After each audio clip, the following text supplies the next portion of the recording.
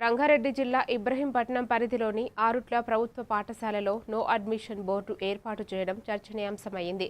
Telangana public స్కూల్కు ప్రారంభానికి ముందే భారీగా విద్యార్థుల చేరికలు నమోదు కావడంతో సీట్లు పూర్తిగా నిండిపోయాయి.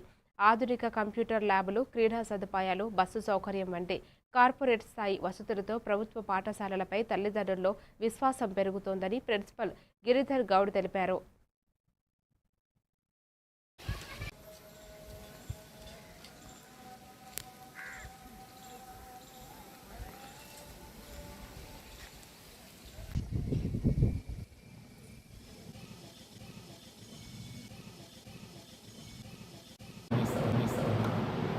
తెలంగాణ పబ్లిక్ స్కూల్ అనేటువంటి ప్రభుత్వ యాజమాన్యంలో కొత్త కాన్సెప్ట్.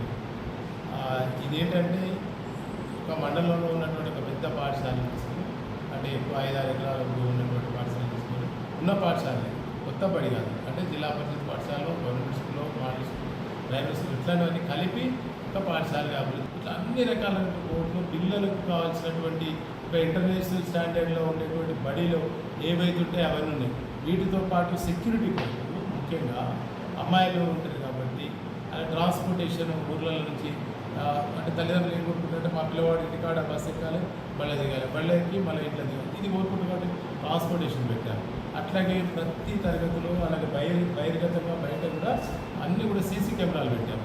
ఇంకా దాదాపు 90 పైన 96 సీసీ కెమెరాలు ఉన్నాయి.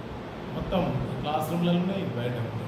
అలాగే సెక్యూరిటీ నలుగురు వాళ్ళకు ఒక పొదుపు చేసుకోవడానికి ఒక అవకాశం ఇచ్చి ఒక్కొక్క కుటుంబానికి నేను కూడా కనీసం 1,00,000 2 లక్షలు మిగిలించినటువంటి వాళ్ళ అవుతాం.